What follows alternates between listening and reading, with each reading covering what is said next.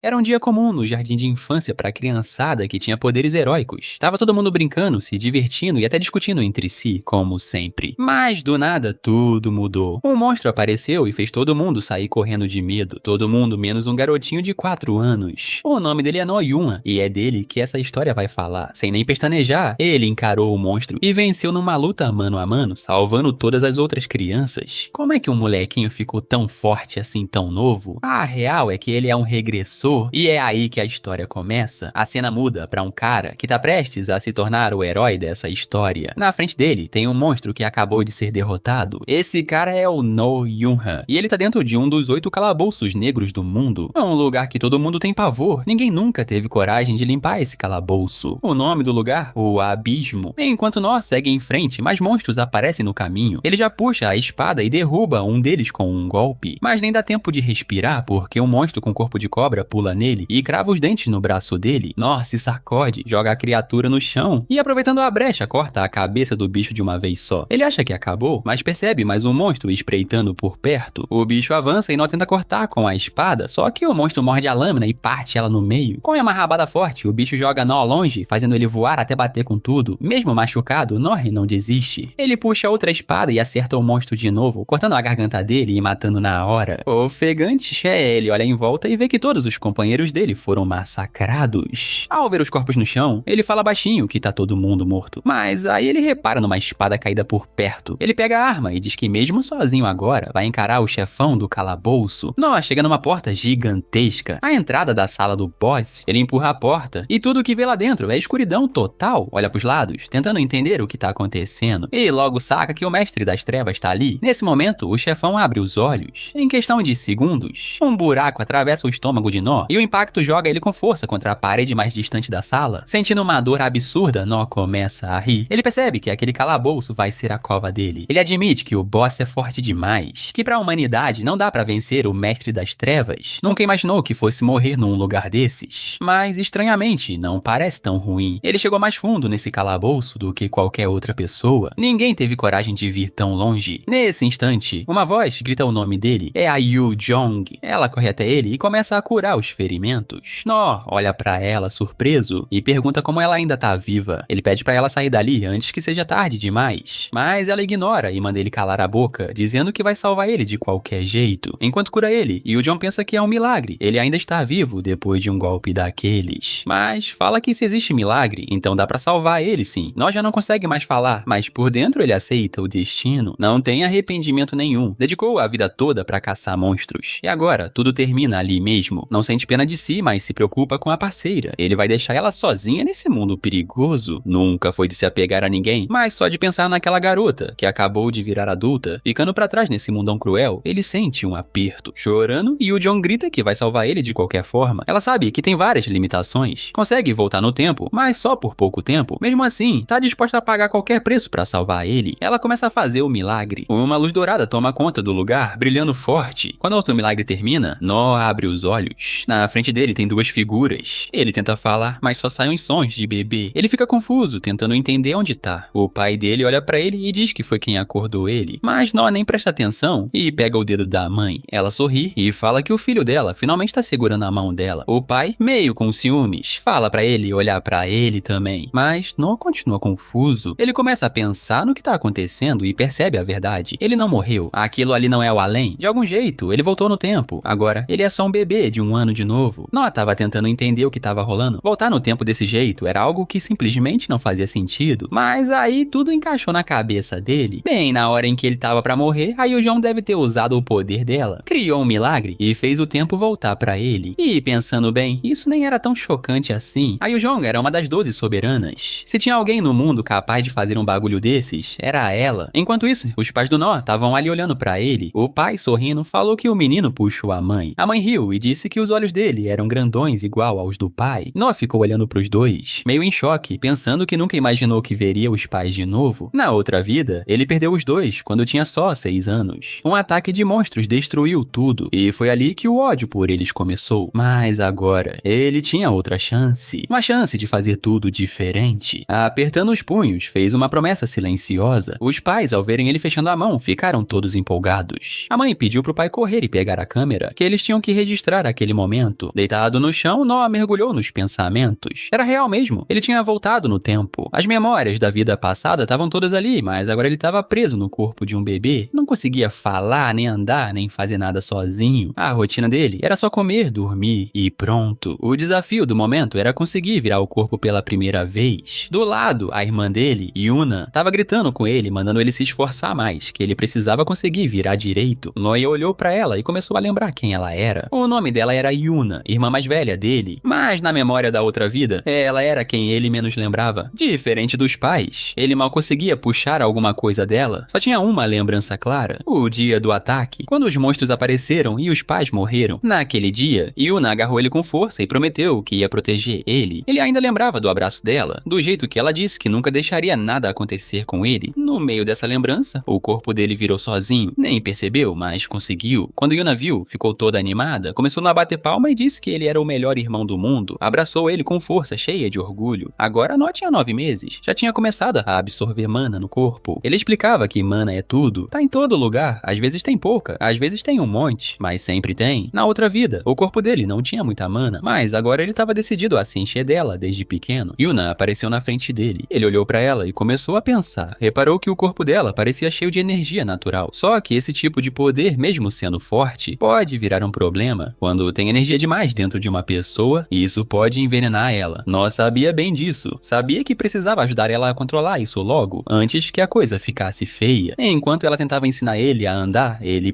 penava, mas estava determinado. Ela dizia que queria que ele aprendesse a andar direitinho. Agora Nó já tinha 4 anos. Orgulhoso, falava que estava andando e falando bem melhor. E também que agora podia sair mais de casa, explorar mais. Ele passava tempo com a irmã, Yuna. Os dois estavam na rua com um grupo de crianças brincando juntos. Yuna cumprimentava todo mundo toda feliz e dizia que trouxe o Nó com ela naquele dia. Nó ficou meio de lado, só observando ela com os outros. Percebeu como ela era popular, todo mundo gostava dela, até os vizinhos. Comparado com ela, ele se sentia invisível. Ninguém nem reparava nele. Foi aí que uma menina do grupo olhou pra ele com cara feia. Perguntou o que ele estava fazendo ali e disse que ninguém precisava dele naquele lugar. Nó respondeu de boa, falando que tinha sido arrastado pra lá contra a vontade dele e ainda mandou na lata, chamou ela de Mindy gorda. A menina ficou uma fera na hora, gritou dizendo que já tinha avisado 1000 vezes pra ele parar de chamar ela assim. O nome dela era Mindy e era pra chamar ela pelo nome certo, mas Nó só deu uma risadinha e falou que, já que ela não fazia nada além de comer, ele ia continuar chamando de Mindy gorda e ainda mandou ela ficar na dela e sossegar. Enquanto isso, o grupo de crianças se juntou pra decidir que brincadeira iam fazer. Um deles, todo animado, sugeriu jogar polícia e ladrão, já que tinha bastante gente naquele dia. Nó olhou e soltou um suspiro. Achava tudo aquilo muito infantil. Não queria ficar brincando de joguinho bobo com um monte de criança. Na cabeça dele, ele já tinha 32 mais 4 anos. Mas antes que ele pudesse recusar, Yuna se virou pra ele com os olhos brilhando de empolgação. Falou toda feliz que era a primeira vez dele jogando polícia e ladrão. Então ia explicar tudo direitinho. Ao ver o sorrisão da Yuna, Nó pensa que, por ela, ele consegue pelo menos fazer esse esforço. Depois, os dois vão caminhando pra casa juntos, com as roupas todas sujas de tanta brincadeira com as outras crianças. Yuna olha pros dois todos imundos e começa a rir, dizendo que mesmo sujos, se divertiram pra caramba. E isso é o que importa. Nó concorda com ela, enquanto continuam andando, percebem um beco escuro mais à frente. Do meio das sombras, um cachorro selvagem aparece e começa a se aproximar. Na hora, Yuna se coloca na frente do Nó e manda ele ficar atrás dela. Diz que vai proteger ele, mas a voz dela tá tremendo de medo. Nó vê ali uma cena familiar. Ele lembra de um momento igualzinho na outra vida, com Yuna segurando ele e falando exatamente as mesmas palavras. Só que naquela época ele era fraco e não podia fazer nada. Dessa vez vai ser diferente. Ele dá um passo à frente, decidido a proteger a irmã. Não vai ser fraco de novo. E assim que ele fala, uma aura poderosa começa a subir do corpo dele. A energia toma conta de tudo em volta, forte e intensa. O cachorro sente aquele poder absurdo e para na hora. Dá pra ver nos olhos dele que o medo bateu. Ele percebeu que o Nó não era um garotinho qualquer. Nó, já de saco cheio, fala firme pro cachorro ir embora. E na mesma hora, o bicho vira as costas e sai correndo. Só depois disso que Nó para de liberar aquele mana assustador. Yuna assiste tudo, chocada. Ela olha pro Nó e começa a tentar falar alguma coisa, mas ele corta dizendo que ela não precisa se preocupar com ele. Garante que é muito mais forte do que parece. Yuna, toda empolgada, pergunta se aquilo que ele fez era controle de mana. Ela implora pra ele ensinar como fez aquilo. Fica com os olhos grudados nele, cheia de curiosidade e admiração. No solta um suspiro e fala que vai ensinar sim. Já tinha planejado ensinar ela mais pra frente mesmo, então tanto faz. Yuna, toda feliz, agarra a mão do No e começa a puxar ele pra casa, dizendo que tá na hora de voltarem. Enquanto caminham, No pensa sozinho que quer proteger aquele sorriso pra sempre. Desde que voltou no tempo, ele já sabe quando vai acontecer a tragédia com a família. Lembra de ter perdido todo mundo quando tinha só 6 anos. Mas dessa vez vai ser diferente. Ele tem uma nova chance e vai fazer o que for preciso pra impedir aquilo. Aí começa o treino de mana da Yuna. A missão, fazer um peão girar só usando mana. Ela tenta, mas tá com dificuldade de manter o controle. Noah observa e manda ela focar. Explica que ela tem que equilibrar a força. O que ela usa do lado direito tem que ser igual no lado esquerdo. Só assim o peão vai girar direitinho. Yuna responde dizendo que é muito mais difícil do que ela pensava. Noah, do lado, observa e percebe que ela tem um monte de mana, mas não consegue controlar direito. É até irônico. Tanto poder, mas não consegue usar como deveria. Yuna, toda determinada, fala que vai provar que consegue. Ela junta um monte de mana e manda tudo pro peão. Só que o excesso faz o brinquedo sair girando descontrolado pra todo lado. No vê aquilo e comenta que ela ainda tem um caminho bem longo até dominar esse poder. Mais tarde, No tá sentado com a família assistindo TV. Enquanto assistem, a mãe olha pra ele e diz que no ano que vem, quando ele fizer 6 anos, vai ter que começar o jardim de infância. No olha pra ela e responde que não precisa ir pra escola. A mãe lembra ele do que prometeram, que quando ele fizesse 6 anos, ia começar a estudar igual tinham combinado. No pensa por um momento, ele lembra que desde o começo não queria ir, mas no fim, acabou prometendo. Agora não tem escapatória. Ele solta um suspiro meio irritado. Só de imaginar ter que ficar numa sala cheia de criancinha chorando e reclamando já da dor de cabeça. Ué, você assistiu o vídeo até aqui e até agora não se inscreveu no canal?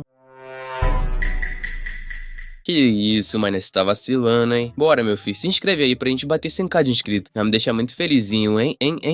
Enquanto tá ali perdido nos pensamentos, a voz do apresentador na TV chama a atenção dele. O cara diz que o novo ano vai começar em 1 minuto e fala que o início desse novo ano é um momento importante pra toda a humanidade. Pede pra todo mundo ficar de olho na tela, porque algo grande tá prestes a acontecer. Na tela, aparece outra repórter, dessa vez num helicóptero, olhando pela janela. Ela diz que estão agora sobrevoando o santuário de Yongmil, o lugar onde o antigo rei e a rainha foram enterrados. E explica que aquele lugar marcou o começo de um novo capítulo para a humanidade. No escuta tudo com atenção e pensa em como os humanos só descobriram como usar mana há pouco tempo e que desde então todo mundo ficou obcecado com esse poder. O que ninguém entendeu direito na época era que quando mana demais se acumula num só lugar, isso acaba criando monstros. Essa descoberta foi o começo de um desastre enorme. Em 1999, rolou um acontecimento que mudou tudo. Ficou conhecido como o fim do século. Durante esse evento, surgiram monstros por todos os lados e começaram a atacar os humanos. Só na Coreia do Sul, 30% da população foi exterminada. O medo se espalhou geral. As pessoas ficaram apavoradas com o que esses monstros eram capazes e começaram a se perguntar de onde eles tinham saído. Os governos caíram, as leis sumiram e toda a estrutura da sociedade desabou por causa dessa tragédia. Só os caçadores que sabiam usar mana conseguiram lutar contra os monstros. E, por causa disso, nasceu uma nova hierarquia. A elite mais rica tomou controle total da sociedade e logo abaixo deles ficaram os caçadores, os únicos fortes o bastante para encarar os monstros. Com esse novo sistema, a humanidade começou a revidar e empurrar os monstros de volta. Mas o estrago já estava feito. Ainda existiam muitos lugares onde os caçadores não conseguiam chegar. Regiões inteiras tomadas por criaturas, cidades abandonadas, vilas isoladas, cheias de monstros, onde quem estava escondido só podia esperar a morte chegar. Mas, no meio de tanta escuridão, surgiu uma faísca de esperança. Na TV, mostraram uma mulher linda caminhando pelo santuário. Nó explicou que aquela garota era a donzela celestial, Im-ga-u. Ela já foi uma atriz nacional famosa e virou a primeira donzela celestial a proteger a Coreia. Antes disso, já existiam seres divinos de vários tipos, mas a Linga foi a primeira a realmente carregar o título de deusa de verdade. A donzela celestial tinha um poder único. Ela conseguia controlar a mana e impedir que ela se acumulasse de forma descontrolada nada. Esse poder permitia que ela estabilizasse o fluxo de mana pelo território inteiro. E, para proteger ela, foram designadas 12 pessoas extremamente fortes, conhecidas como os 12 Soberanos. Na transmissão ao vivo, a donzela aparece, ela dá um passo à frente e começa a rezar pro céu e pra terra, pedindo força para proteger o país. Quando ela ativa o poder, a energia se espalha pela Coreia, equilibrando a mana e impedindo que ela se concentre em excesso. O repórter avisa que ela acabou de usar seu poder divino. Conforme a magia da donzela se espalha, o céu muda de cor e fica num azul brilhante, bem intenso. Yuna, curiosa, decide sair para ver com os próprios olhos o que tá rolando lá fora. O resto da família vai atrás. Nó e os pais ficam juntos, de mãos dadas, fazendo uma oração. Os vizinhos também saem pras sacadas e se juntam à prece. Vendo isso, Yuna diz que vai rezar também e chama o Nó pra rezar com ela. Mas os pensamentos do Nó são outros. Pra ele, Deus nem existe. Desde que nasceu, tudo que viu foi destruição e sofrimento. Pensa que, se um dia já existiu algum Deus, então ele deve ter morrido faz tempo. E Yuna termina a oração e faz um pedido silencioso que a família possa viver sempre em paz. Nó vê a sinceridade dela e dá um leve sorriso. Junta as mãos e resolve rezar também. Pede pra poder ser feliz com a família dessa vez. O tempo passa e Nó faz 6 anos. A tragédia que destruiu a família dele tá cada vez mais perto. Ele agora tá indo pro primeiro dia no jardim de infância. A professora, Tayo, recebe ele e pede pra ele se apresentar pra turma. Nó fica na frente da sala e fala o nome dele. Diz que tem 6 anos e que tá feliz de conhecer todo mundo. A Tayo olha pra ele e pergunta se é só isso. Diz que os coleguinhas também querem ser amigos dele e que ele podia falar mais um pouco, mas Nó só pensa que não tá nem aí pra fazer amizade com aquele bando de criança. De repente, uma menina grita com ele, olha pra ele e pergunta o que ele tá fazendo na sala dela. Nó fica surpreso e não esperava encontrar a Mindy gorda ali. Quando ela ouve esse nome, fica ainda mais brava. Grita com ele, lembrando que já pediu várias vezes pra não chamar ela assim. Tayo entra no meio e manda todo mundo se acalmar. Diz que não tem motivo pra briga. Depois disso, libera geral até a hora do almoço. Diz pro No que ele pode fazer o que quiser, até tentar fazer amizade com os outros se quiser. Assim que o professor fala isso, as outras crianças começam a se aproximar do No. Um menino pergunta onde ele mora. Uma menina convida ele pra brincar de casinha. Tayo fica só observando tudo quieto e pensa que tá tudo certo, que o No tá se enturmando direitinho. Mas a verdade é que No não tá nem aí pra brincar com ninguém dali. No consegue escapar da galera e vai direto pra parte da biblioteca no jardim de infância. Quando chega lá, pensa que finalmente conseguiu fugir das crianças e ter um pouco de paz. Ele pega um livro e começa a ler. Enquanto tá ali, uma menina perto dele percebe sua presença e fica observando quieta. 3 moleques entram na área da biblioteca. O do meio é o Choi. Os outros 2 ficam mais no fundo. Choi olha pra menina sentada do lado do No e fala com ela. Pergunta se ela tá sozinha de novo naquele canto e se tá lendo mais um livro. Sem avisar, ele puxa a fita do cabelo da Jung e levanta no alto, dizendo que aquilo parece inútil. Jung implora pra ele devolver, mas Choi começa a zoar e se recusa a entregar. Sai correndo com a fita enquanto ela começa a chorar, dizendo que foi o pai dela quem deu. Choi continua se divertindo com a situação, colocando a língua pra fora e ignorando completamente a tristeza dela. Mas aí, No resolve falar. Diz que tudo aquilo parece muito infantil. Na hora, o rosto do Choi muda, fica cheio de raiva, e ele vira pro No perguntando o que foi que ele disse. No se aproxima, cara a cara com o garoto, e repete com calma que aquilo tudo é só coisa de criança boba. Choi, furioso, tenta dar um soco no No, mas ele desvia com facilidade. Aí dá um chute na perna do Choi, que perde o equilíbrio e cai no chão. No meio da queda, a fita escapa da mão dele e No pega. Ele entrega a fita de volta pra garota. Choi, ainda no chão, olha pra ele morrendo de ódio e grita que não vai deixar barato. Mas No nem dá bola, fica só olhando fixo pro moleque. E naquele instante, Choi congela. Sem falar mais nada, sai correndo, dizendo que da próxima vez vai resolver isso com o No.